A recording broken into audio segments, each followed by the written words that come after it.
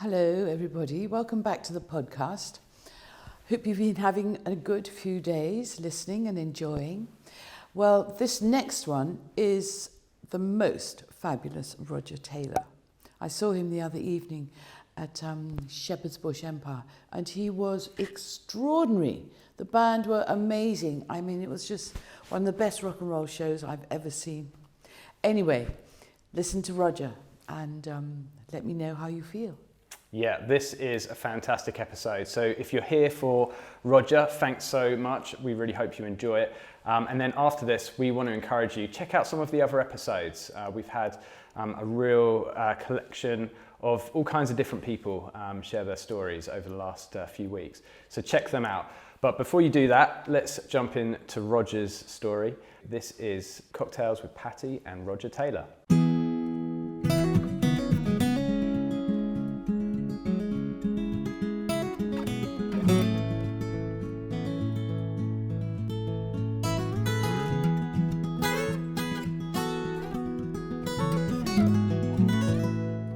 Roger? Yeah. I've never made a Negroni before. Oh, it's equal parts. In this jug Do you of want me ice? to do it? Yes. Yeah, I'll do it, yeah. Apparently, we're meant to have a slice of orange. A slice of orange, yeah, peel actually, I think. Or is it just, I don't know. Not sure about that bit. Right. Here we go. So I thought if we make lots of it in that jug, Oh, right, okay. and here are our tall glasses. That's a good idea. that we can have. 1, 2, 3. Ah, let's do 4. That's plenty. This will get us chatty. Yeah, really good. I do love Campari. It's the strangest drink, isn't it? Yeah, it is. How do you normally drink Campari? Well, you can just have it. Negroni, actually. Yeah. But sometimes Campari and soda is very Yeah, nice. Campari and soda is lovely. It's not too sweet. Yeah, and with a bit of orange again. Yes. Yeah. It's the orange that And one does more, it. and that'll be done. There's a bloody lot of Negroni in there. There we are. Okay, so that's and then here's the stirrer. Yeah, Do you want more ice? probably, yeah. It should be cold. That'll do. Now that is a proper bloody Negroni, I'll tell you. Thank you. Cheers, Roger. Something. Oh, wow. Not bad, eh? Oh, that is rather nice. Yeah. That's rather good. So there's no sort of mix in it. It's all just different alcohols. Yeah. I think that's why I like it. Roger, I was just trying to think where we first met. Ooh. Do you remember? Blimey, that's a good one. I remember many years ago, you were with your manager and I was with Peter Brown, the Beatles manager, and they took us out for lunch somewhere terribly smart that made us feel younger than we probably were. No, we were young then. We were very young. Well, we were younger. And they seemed like, our old uncles that were taking us out for lunch. But I remember that, but you don't remember Where that. were we? It must have been somewhere, was it Morton's or somewhere like that, or the White Elephant or somewhere like Somewhere like, it was the White Elephant. that? Was it? Was Yes. it the one on the river? No. The It was- one in- no. The one near in Mayfair. In Mayfair, yeah, I know. I remember it, yeah. That must have been quite a long time ago. It was a very, very long time ago. Yeah. Was it John Reed, our manager? You were with John Reed. Yes, yeah. And he said something like, oh, I can't believe I got away with calling a band Queen. And they Well, both it thought it wasn't- was hilarious. Yes, but it And wasn't you and his I went, idea, was what it? are they talking about? Yeah. Yes, John, you invented us, but you didn't. No. Yeah. How did you get the name? Fred's idea. Oh, was it? Well, Freddie and I were running a stall in Kensington Market, which you'd remember. Yeah, I do. I loved it there. Yeah, I loved it there too. It was a lot of fun.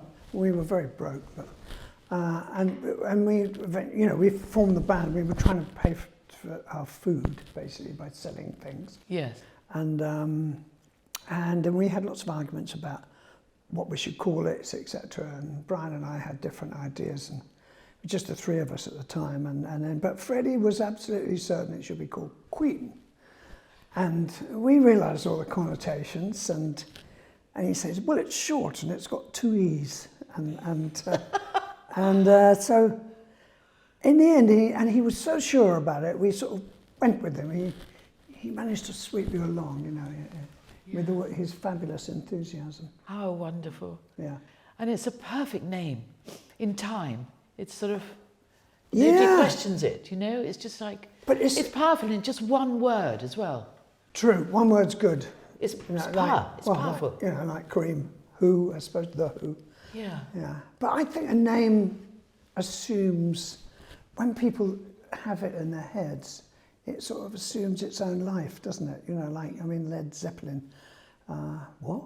You know, and I mean, a lot of people in America thought that, you know, the lead singer was called Led. And, They did. Oh, yeah. Oh, I love that. I love that Led. No, that wasn't American, was it? West Side Jethro Tull. They thought Ian Anderson was Jethro, you know. And, Oh, really? yeah. Oh, how funny. But names are weird, aren't they? Yeah. Yeah. But it was a good one. Negroni's up. There you go. Cheers. Cheers, Pattie. This is such a good drink. Cheers. There you go. Do you remember the first time you had a Negroni? Oh. Yeah, I do. How did you fall in love with it? Well, I was 21, and it's the first time I'd ever been abroad, believe it or not. And I went to visit my girlfriend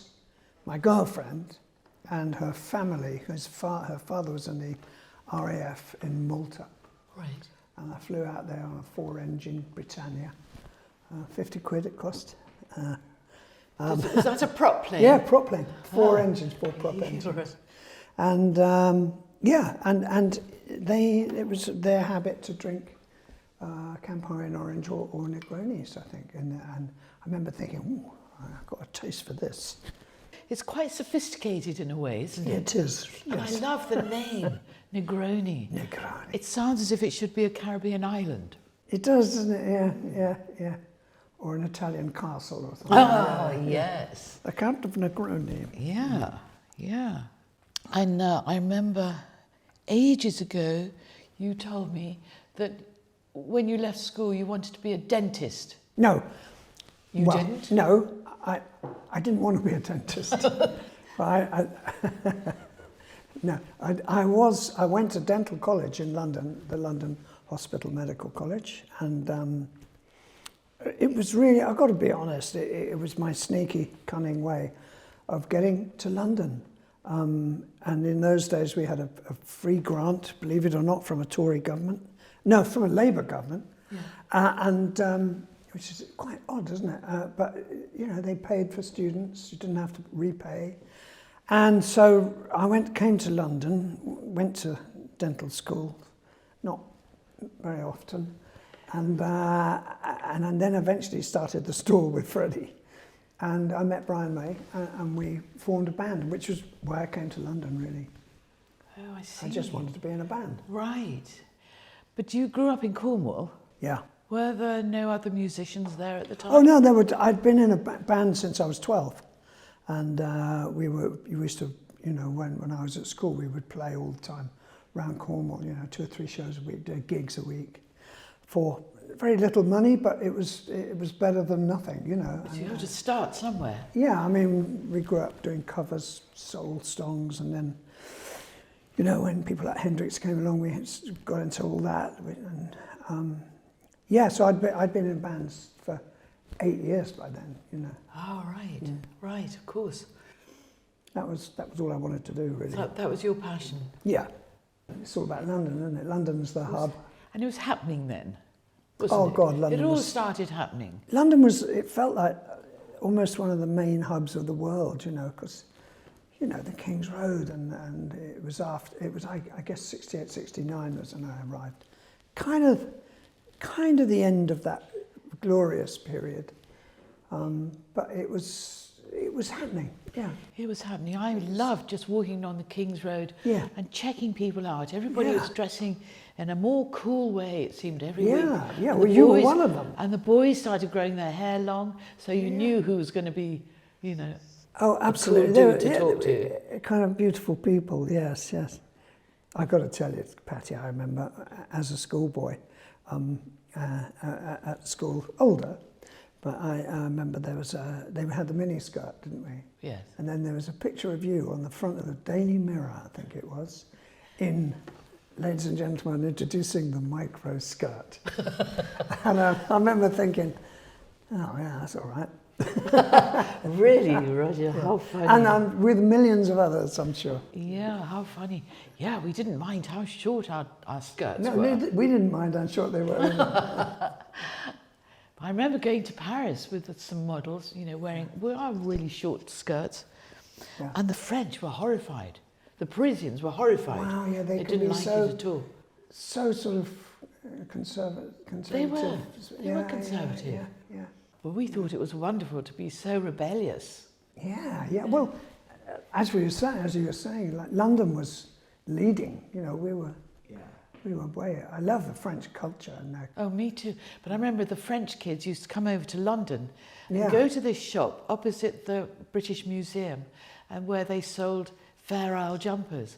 And all the French girls used to love little V-necks, Yeah. you know, Fair Isle jumpers. Wow. And they all looked so cool, and leather jackets Yeah. and these Fair Isle sweaters. God, I think we were really lucky to have been our age at that time in history. Yeah, it really was a great time, and all the bands coming out of this country were the best in the world. You know, we had the best groups. You know, and, even the Americans would admit that. I think. I know. And I remember going over to America with George, and you know, all the bands wanted to meet George and wanted to know about the Beatles and the English music, and they were so interested. Yeah. But I Well, think I mean, England they led conquered the way. the world, you know, hadn't they? And they really did, and of course they would have been fascinated, wouldn't they? You know, yeah. Where was your first tour with Queen? With Queen, well, we didn't at first. It was hard getting gigs, and I guess it was mainly colleges, you know. Oh, right. The kind of college. That was a big circuit then, the college circuit. You know, most universities would have dances, and which then turned into sort of concerts. And that was the best circuit, really.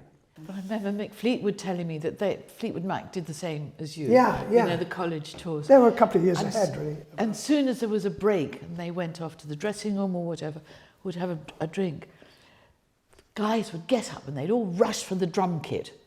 And Really? Mick would come back, oh God, he's trying to peel all these people off Get his some drum work kit. on your drum kit. Did that No. happen to you? No, it didn't actually. No. I think I would have got rather violent if I'd found anybody on doing that. Yeah, I'm sure Mick Fleetwood would have scared anybody off anyway. Well, he's so tall, Yeah. and he was so skinny and tall. Yeah, Quite yeah, scary. yeah. God, they were great. But Peter Green's Fleetwood Mac, I loved that incarnation of them, and that the early stuff they did was fabulous. So beautiful, really beautiful. Song called Man of the World. I love that song. And I love, there's another song about a bird. Albatross. Albatross. Yeah. Yeah, that was a big hit, wasn't it? Yes. Instrumental hit. You don't get instrumental hits these days, do you? No, and I think can't even think of then it was quite rare. It was really, because the Shadows had done it a lot earlier. Oh, of course, yeah. And they'd had a stream of hits. I loved them. And but then it sort of kind of, the Beatles came along, and then it was all about singing and writing great songs, you know. So, dear Freddie, he was a good friend of yours, wasn't he? Wasn't he magnificent? You knew Freddie, didn't you? No, No, I would you didn't love to know. have met him. Oh wow, no, he was a gem. No, I don't really. All the years that we were together, we never really had a proper crossword. You know, had lots of crosswords with Brian. We still do, but in a sort of fond way. Yeah. Because we are very fond of one another. But with Freddie, no, never did. We just got on, you know. Amazing. He had this infectious enthusiasm. Yeah, and he was just a one-off, you know. Who would have known that all these years later he would have become so iconic, you know. Great, it makes us very proud of him. Do you know what did it for you? How did your band just explode? And everybody was so aware of Freddie suddenly. I think it looks, from the outside, it looks like an explosion. I think anybody who's, suddenly got quite famous, but they've usually been working at it for years. And, Oh, absolutely. it took us 3 years to get a recording contract. So slugging it around with the little tape, and thinking, your future's in this little tape. Yes. For me, it was when we were in, when Geldof organised Live Aid. Oh, yeah. And Eric and I were in America. Yes. Right. And Phil Collins, of course, Greedy Boy, did both countries, didn't he? He did, London, yeah. And then caught Concord over to America. But, Yeah. I mean, when you came on... He did sound a bit tired when he got to America. Yeah, he did, of course. But when your band came on, Roger... Yeah. It was explosive. Yeah, For me, that did it. That just, it woke me up to your music and to Freddie and the whole band. I thought it was wonderful. It's great because the odds were against us, really, because we came on the bill very late. And so nobody bought a ticket to see us, in the audience. But they knew it was a big all-star lineup, and it was daylight, and which we don't like really doing in daylight, but it was fantastic. I remember we were nervous, and we didn't normally get nervous, but we were quite nervous. Because of the idea that the whole world would be watching? It was so much to go wrong, it was all so thrown together, and you were literally thrown on stage almost, because the timing had to be so exact for the telly around the world. And so, there's a lot to go wrong. And when Paul McCartney came on, I remember his mic wasn't on. It was in his monitor, but not in the PA. I remember I was standing right behind the PA, and I'm thinking, Christ, Paul doesn't realise he's singing Let It Be, and his mic's not on. They can't hear his mic, all they can hear is the piano. So, anything like that can happen to anybody. It's one thing not being plugged in. Yeah. And it was all right for us. And we were pretty much, Fred was on fire. And we were good. We were a very good band at the time. And, You were explosive. You were just... Yeah, it kind of worked. Yeah. Kind of worked. I mean, it really did. I think that's what did it for Queen. Well, the Live Aid. It kind of reignited our career. Yeah, definitely. It really did help. And of course, it did it again because they used it as the great device in our movie recently, Bohemian Rhapsody, the movie. Which was a big success actually. Huge success. Yeah. And when I went to Japan, I mean, people there were mad about it. They'd seen it 5, 6, 7 times. Yeah. Loved it so much. No, it's fantastic. We were really surprised. We did not know how it was going to do. When you're dealing with Hollywood, it's like swimming in another pool with something other than water in it. It's really very different experience than the music. You just don't know. It's very difficult, dealing with people and again, so many things to go wrong. Was it frightening for you that it was out of your control? It was out of our control pretty much when we got the director involved, yeah. Once they start shooting, it's like handing the gun to somebody else. Wow. Somebody told us that, you realise when they start shooting, you've given the gun to them. And it's true. Wow. But they did a great job, I thought. They did. Did you feel insecure about it at any time? No, not really. I thought this might just disappear and be a damp squib. Or, might do okay, but I didn't dream it would do as well as it did. Amazing, absolutely amazing. Since poor dear Freddie left us, he's sort of replaced by Adam Lambert. Yeah. Do you get on with him? I think he's amazing. We get on like a house on fire. I think he's amazing. He is the most extraordinary singer. We were so lucky to find him. We get on so well. He's funny and humble, and he's got this unbelievable voice. I think you've seen him, haven't you? Of course, yes, I have. And I was so impressed at how humble he was in front of the audience. Yeah. And thankful to the whole band that they'd allowed him to sing with them. And here he is, this incredible... I love it. Every night he says, look, the elephant in the room. I'm not Freddie Mercury. no shit, you know. I mean, and No.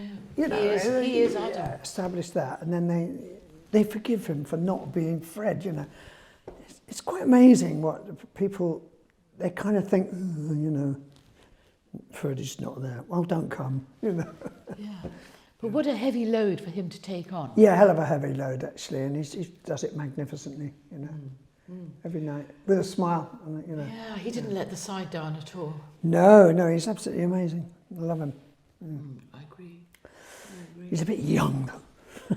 Darling, you were one. No, that's We good. all were. That's good, but it's just slightly annoying at times. Why? What can he do that you Well, can't, Brian and I Roger? could be his fathers. Are you planning a tour soon? Yeah, we've had to postpone our European tour twice, and it was meant to be last year, and then May, June, July. Lovely. Yeah. And then it was meant to be this year, May, June, July, and we just thought, no, it's just not. You know, we don't know if it's going to be possible. Right. So we've postponed it again, but it's completely sold out.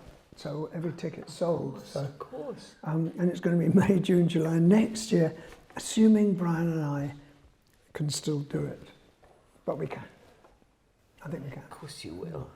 And it's got a bit longer as well, actually. So I think we'll be doing about 40 dates on that tour. That's quite a lot. How is Brian? He's great. He had a terrible beginning of the year, actually. He was very ill. He had a heart attack. And they found he needed stents and stuff. Oh, right. And he had an accident or something in the garden. And then he had this terrible stomach thing. And he was really quite ill. And he's devoted his entire life for the last 6 months to getting better, and he is.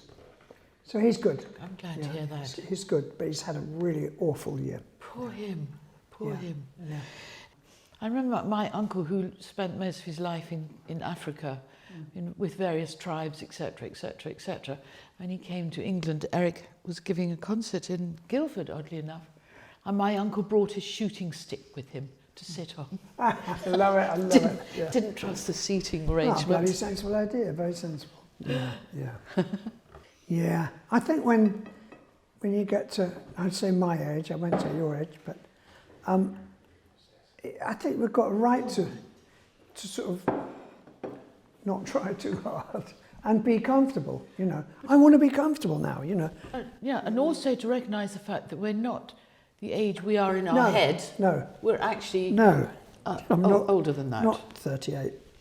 You're 38, are you? I'm 38. Ah, funny, I'm 35. Well, In my you head. do look younger than me. No, I don't, but you know, in our heads. I know. I go around thinking I'm 35. I know. And And then you have to realise, oh God, no, I'm an old git. I look silly if I do that. it's funny, isn't it? Because you know in As your long as you head- can see the funny side. Yeah. Yes, of course. I tried skipping along the drive the other day, and I can't even skip. This is ridiculous. Have you tried climbing over a gate recently? You're getting up's all right. When it's getting down on the other side, you just jump normally. Yes. Oh, I'm not sure I want to No, jump. but no. yes, with one leg over, right over the top. Do you turn around? Which way do you turn around? And will the other leg follow as well? Yeah, I know. Or will you have to pick it up? No, get it. Yeah. Apart from Let's that, go for a long walk, Roger. yeah, Gates and fences and hedges to climb. I don't mind a bit of a walk. No, I love a walk. I can't bear running. Walks I can do. I always hated running. I mean, have you ever seen a happy runner? I've never seen one with a bloody smile on his face. Or Have you seen a happy cyclist? The No. grumpy old men. No, I've seen a lot of old men, though, wearing very tight lycra that shouldn't be wearing that. They obviously think they're 24. Yeah. It's interesting, just the difference of what a few years make. Yeah, I saw the Picasso's gone. There was that dreadful restaurant. It's gone? Gone. It hasn't. Yeah, gone. Finally. Yeah, where Geldof used to hang out every day. No, I mean, you know, it's quite not all bad, but he'd go there every day to have a really bad breakfast. Absolutely. I remember Gone, going there in the all gone. 60s. Yeah. I mean, it should have been a museum to restaurants. But then there was Granny Takes a Trip, wasn't there? That was great. Do you remember it one time they had a The half a car? Absolutely. Wasn't it It was great? fantastic, yeah. Nigel was so clever. Half an American car sticking out of the front of the shot, and that's the front of the shot. And you go, ooh, that's quite unusual. You know, It was great. And the clothes were the best. He made me the most beautiful velvet suits and Yeah, corduroy suits. I used to It get was all my nice. stuff there. Yeah, Yeah. all the velvets were. They were really beautiful clothes. Yeah, and beautifully cut. And In fact, I still got some, which I think my ex and couple of my kids wear. absolutely. Very cool clothes they were. Have you got plans to go anywhere this summer? Yeah, I'll be on boats. Yeah. Yeah, I've got.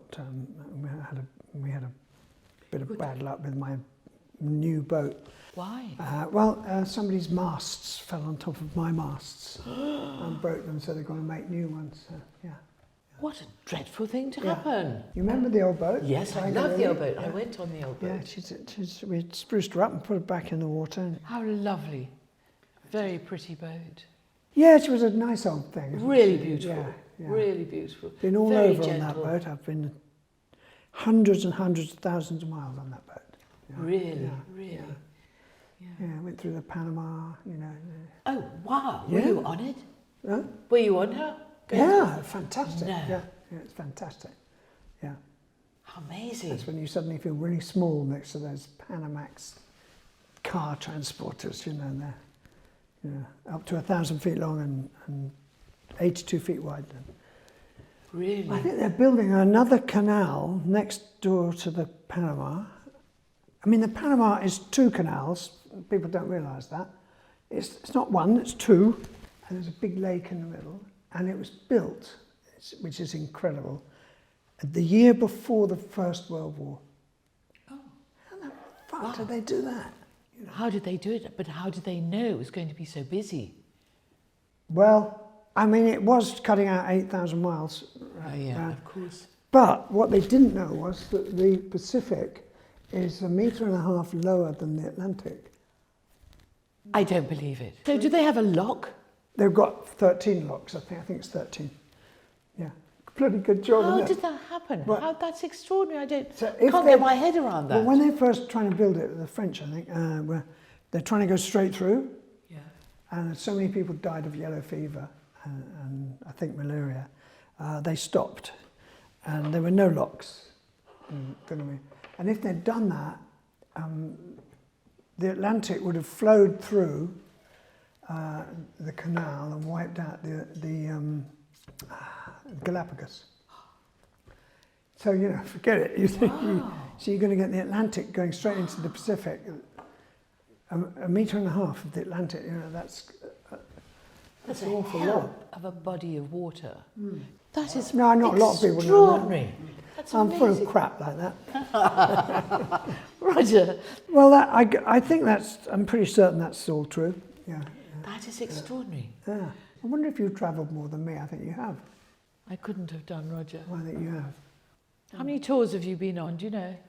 Rough guess. No idea. How many a year?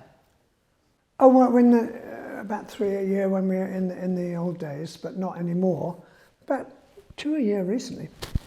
But you travel to places of only really intrinsic interest, whereas I just see the bloody big cities where That's such a shame. the audiences are. And we Yes. miss out a lot, you know. You do, unless So you if we know- go, well, to Japan, I mean, we have actually toured all over Japan, but it's not like if you went there as a pure tourist and you wanted to go over, you go to all the really interesting sites.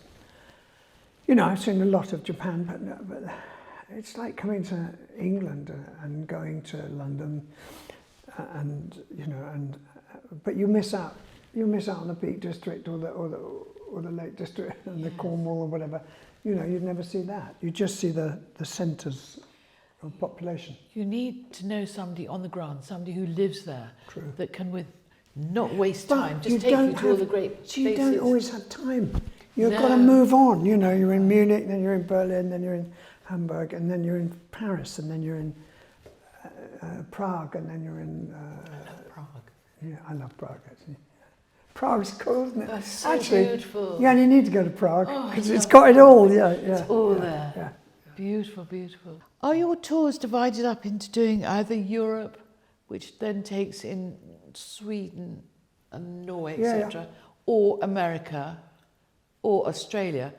Well, we've just the last tour we did, which was brilliant. We went to Korea, Seoul, Japan, New Zealand, and Australia, and that's one tour. I see. Okay, that part Far of the Eastern tour, really. Yeah. Right. But that's the way to do that, I think. And then you'd do an American tour, which would be a North American tour, because there's so many places to play. Yeah. That's Canada and US, and maybe Mexico City, but probably not.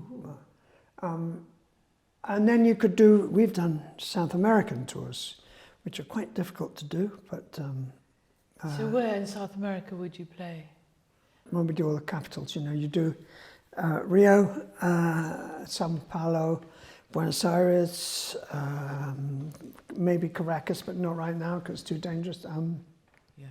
Maybe Lima, and maybe the others, Montevideo, I don't know. Santiago, maybe. Wow. They all sound so wonderfully glamorous. It's partly glamorous. Rio is glamorous. Yeah. Although it's brutal but glamorous, yeah. I love Rio, actually. Rio is special, yeah. Did you have any sort of scary moments? Oh, yeah, on loads and loads. What's the one that comes to mind? Oh, Mexico. Mexico was very difficult. It's a mad country, Oh, yeah, I don't know. I mean, the thing is, last time we were in Mexico, it was a long time ago. And it was probably changed a bit, but it's very violent, it's very corrupt. Oh, is it right? It is so corrupt, yeah. Yes, we had to bribe everybody from the chief of police down who said, oh, that'll take care of everything. And then we had to bribe everybody under him. Oh, no. As they all came up one by one by one. In the end, we ran out of money in Penthouse and Playboy magazines to bribe customs officials with, and so we cut the tour in half. I don't believe it. Yeah. It wasn't safe. There were ramps collapsing, and of course, they hadn't done it properly, and there were big stadiums. It was really scary. Yeah. I'm told it's changed a lot for the better. You've got to be honest. You have to pay everybody, but to get anything done. And it's the miracle we got our equipment out. We only got our equipment out by leaving the 11 acres of AstroTurf that we took down there to put on the pitches. You try to protect the pitch. Right. So we thought we'll leave the AstroTurf. It's not worth that much, but we'll get everything else onto the Flying Tiger. Jumbo jets, So while they were stealing the AstroTurf, we were getting all the gear out safely back to Texas. Wow. Yeah. Wow. It's a shame because it's such a beautiful country in many ways, Yeah. Well, we've had a life, haven't we? Do you know we have? Yeah. And I think we're very lucky. Of course we are. I think we're survivors, Pattie. Yeah, we will not. And yes, absolutely. Why give in? No way. Right, No way. Yeah. Bring it on. Yeah. Absolutely. Absolutely. And that's part of how we are, and our generation, I think.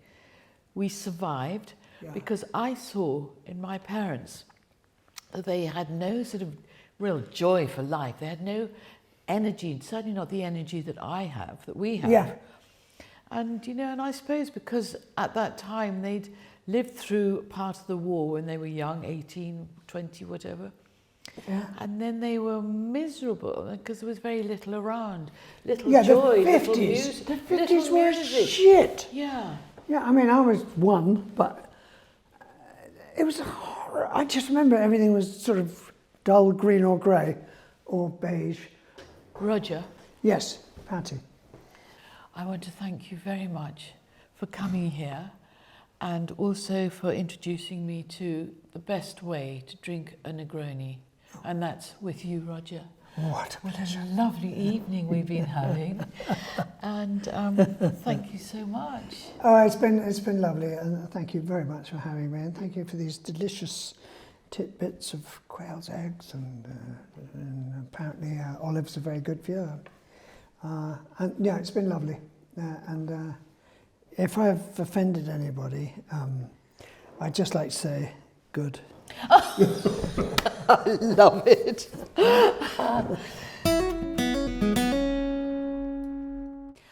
Oh my gosh, listening back to the interview I did with Roger was absolutely fantastic. He's so amusing, he's so cool, and I could just listen to him endlessly. He has wonderful stories.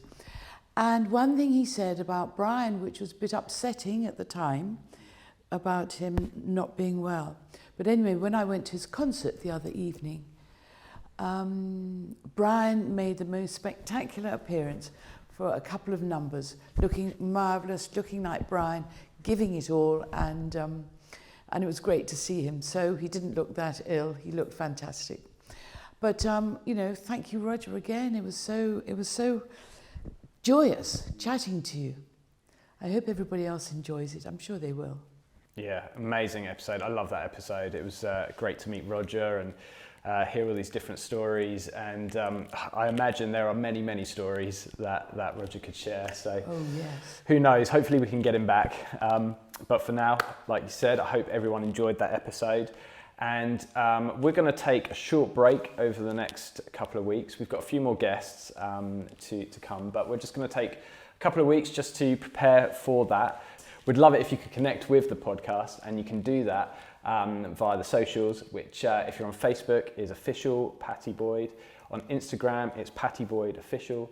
On Twitter, it's @the_Pattie_Boyd, and the YouTube channel is Pattie Boyd Official. You can listen to the podcast on Apple Podcasts and Spotify, and if you'd like to leave a review, that would really help out the podcast. But until next time, Look after yourselves. Keep the mask on. I recently went to Spain, well, for the last 4 days anyway, and I was amazed to see that absolutely everyone, walking out in the streets, in bars, in restaurants, everywhere, people are wearing their masks. So we've got to keep trying, otherwise it'll never, ever go away. indeed, indeed. Until next time, see you soon. Bye.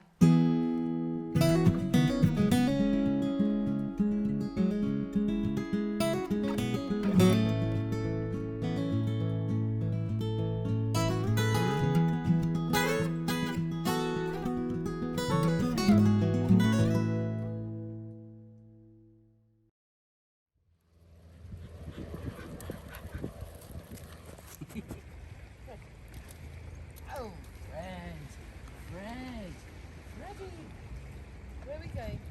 Come on, good boy, off you go. He wants to go for a walk.